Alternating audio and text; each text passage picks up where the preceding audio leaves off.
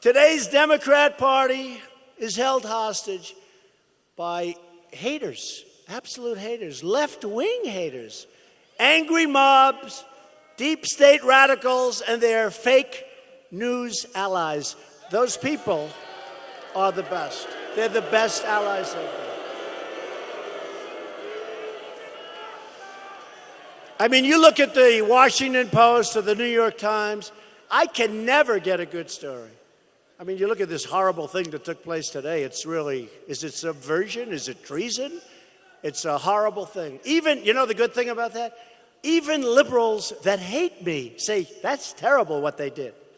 And it is really terrible. You know, when I won the election, the New York Times, all their subscribers were leaving.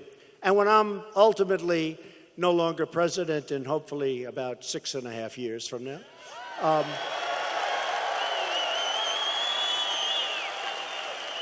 the New York Times will go out of business. All of them will be out of business. CNN will be out of business. They're almost out of business now if you look at their ratings.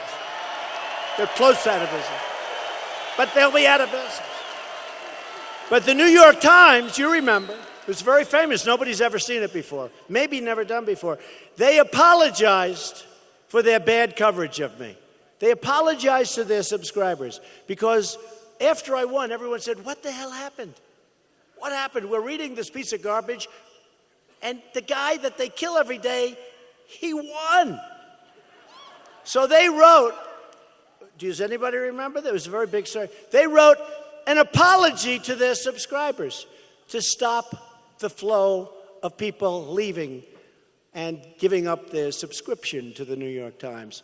And it was quite amazing to watch. And you know, honestly, for 2 weeks, they really covered me well. And then it began. And then it got worse and worse and worse. And now we've reached an all-time level. The level of hatred is quite great, but that's okay. On the way over here, I saw a liberal pundit. He was filled with anger, and he was attacking me and our great administration. We have great people. I'll tell you, the White House is really working good. My wife put out a tweet today. Did you see that she doesn't do this. She put out a tweet. They had me stomping around, screaming with anger up in my area of the White House, where I live with my wife and son, Barron. They had me screaming, shouting like a lunatic. And I had a television. I said, what are they saying? I had 6 people in my office. I was in the Oval Office. And we were having a talk on trade. Actually, it happened to be trade with Canada. They were telling me what's happening. And they said, sir, you're not up there screaming and ranting and raving. You're here talking. That's how dishonest it's become. But I asked a young, bright staffer of mine, why are they so filled with this much hatred? Why? Our country's thriving, jobs are booming, prosperity is soaring, and the future has never looked brighter for the USA. And the young aide looked at me and he said, Mr. President, these liberal pundits, the haters, but they're so angry because you've upset their entire way of life. It's true. But I said, but let's get this straight. So the country's really doing well. And he looked at me and he said something that maybe is true. I find it hard to believe. He said, sir, they just don't care. It's really pretty sad, right?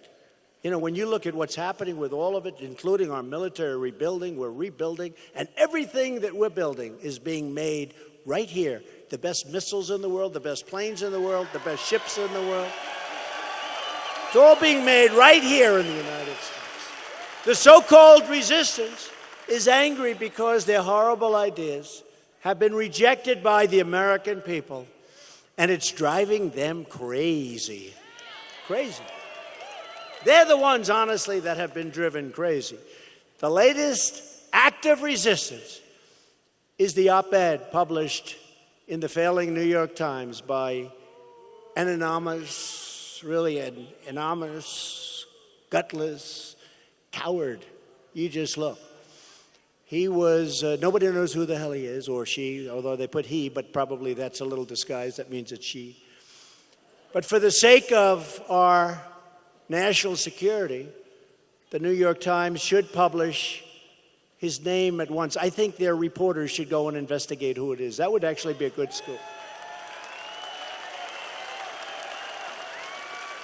That would be a good scoop. Unelected deep state operatives who defy the voters to push their own secret agendas are truly a threat to democracy itself. And I was so heartened when I looked. I think it's backfired. Seriously, people that don't exactly dig us and they don't exactly like me, they're fighting for us. It's actually a beautiful thing. We've picked up a lot of support because at some point this whole thing is going to be exposed. And it's really bad, and it's really dangerous, and it's really sad for the media and the mainstream media. It really is sad. When I told you about the good news coming out of Korea today, they will hardly even report it. If this were President Obama, that would be the biggest story in the history of our country. But it's going to be, sooner or later, it will be exposed. The policies of our political opponents have brought about only failure, destruction, and humiliation to our country. Look at what happened. Look at where we were, and look at where we are.